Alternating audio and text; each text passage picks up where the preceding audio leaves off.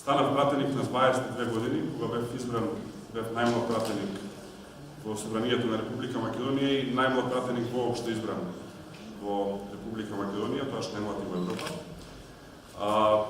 Би сакал накратко да кажам за оно што сум го работил. Роден сум во Охрид, основно и средно образование завршив таму.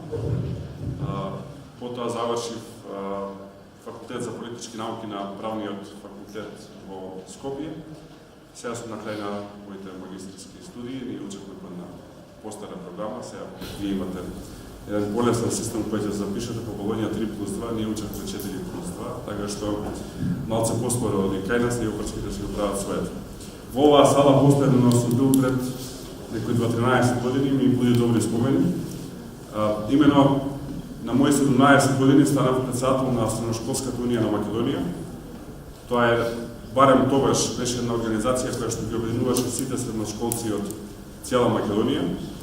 И имав чест и привилегија 2 години да ги водам средношколците во Македонија и државме состаноци во различни училишта, сме држали во Корчагин, баш во оваа сала и вака ми се буди да спомени, така што драго ми е што се пријаваме пак тука.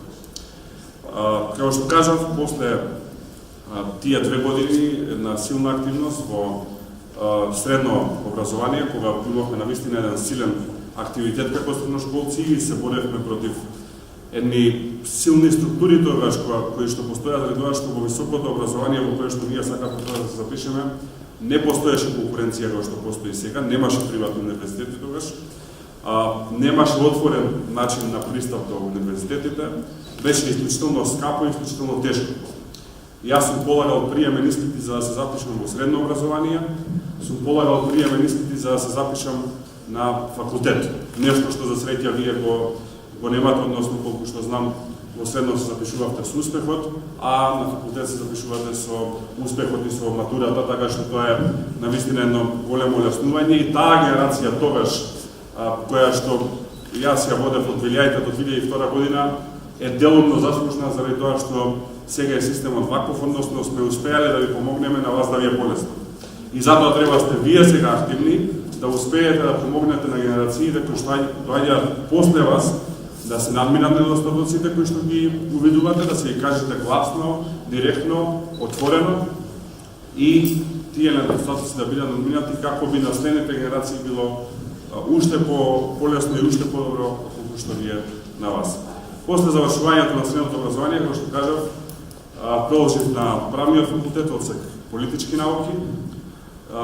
Имав во тие 2 години до мојата 20-та година бев силно активен во невладиниот сектор. Постоеше една програма на Данското министерство за надворешни работи, се викаше ФРЕСТА, беше за религијска и етничка толеранција во Југоисточна Европа. Обединувавме невладини организации од Македонија, од Србија, подошно од Војводина во Србија, од Унгарија, од Косово и од Босна и Херцеговина, повремено ни се приклучува и од Бугарија. Заеднички дискутиравме за разликите помеѓу младите, културни, етнички, јазични, верски и се обидувавме да најдеме заеднички јазик. Таму бев секретар на таа мрежа скоро 2 години, едни убави искуства, убави пријателства кои што останаа. И во 2004 година почувствував потреба да се активирам посилно политички. Тогаш мојата политичка партија ВМРО ДПМН, вие сте помлади, можеби не се сеќавате, се соочи со едни силни реформи, кога една нова генерација, една нова структура која што доаѓаше сакаше да ги разбие стереотипите во политичката партија, да направи промена, да ги тргне на страна оние кои што ја злоупотребиле власта, кои што биле корумпирани, кои што не се однесувале добро спрема Република Македонија и довербата која што ја добиле. И тогаш јас добив покана од сегашниот премиер, тогашен председател на партијата Никола Груевски, и на само мои 20 години станав председател на најголемиот политички подмладок во Република Македонија, Унијата на млади сили на ВМРО ДПМН. Истиот го водев 4 години, до мојата 24 година, а веќе на 22 години, како што кажав, станав пратеник.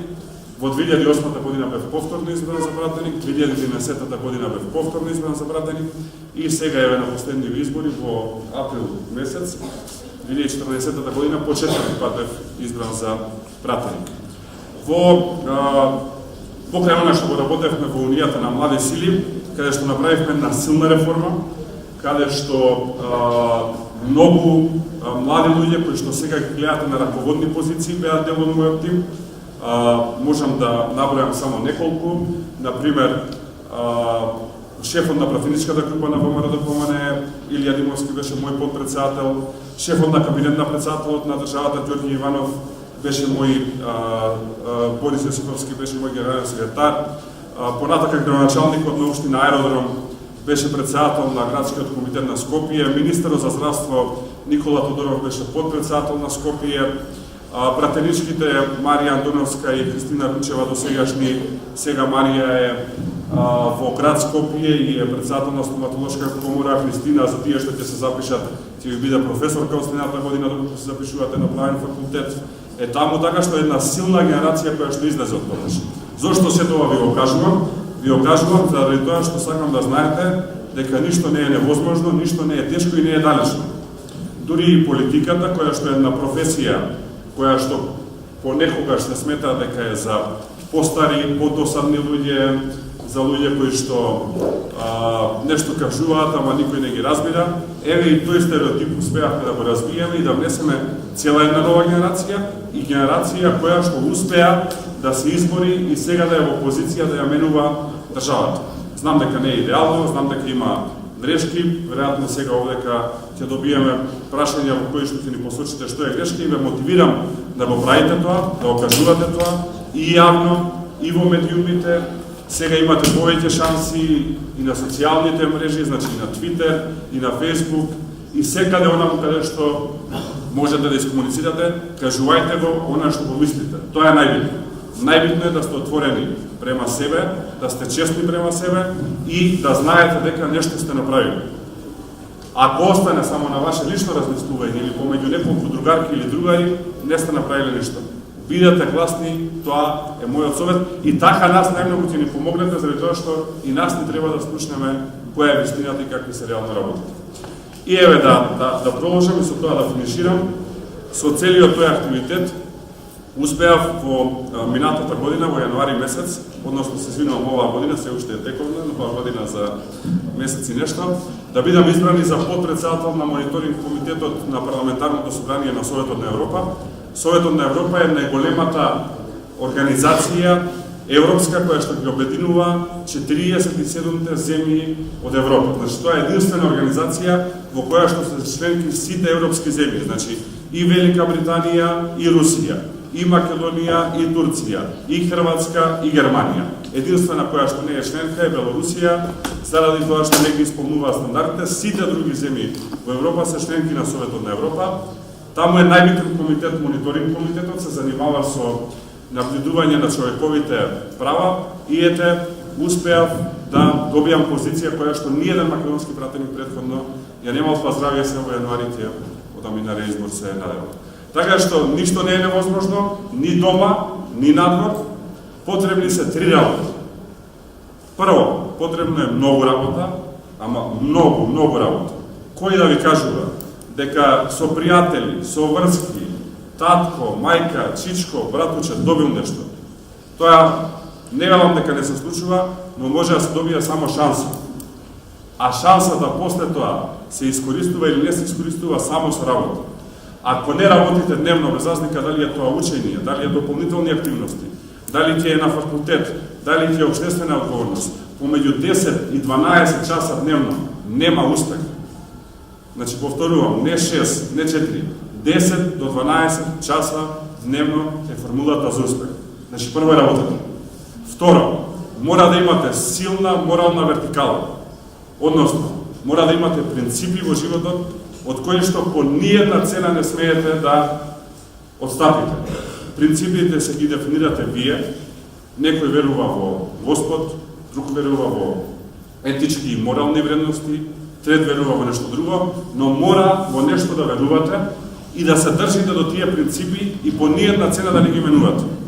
Значи да не ги менувате заради пријатели, да не ги менувате заради вработување потака, да не ги менувате заради пари, да не ги менувате заради тоа што некој ќе направи притисок врз вас. Нема менување на принципите. Тоа е второто правило за да успеете. И третото, исто битно колку овие две, мора некогаш да имате и среќа. Само комбинација на овие три работи ве носи до сериозен успех.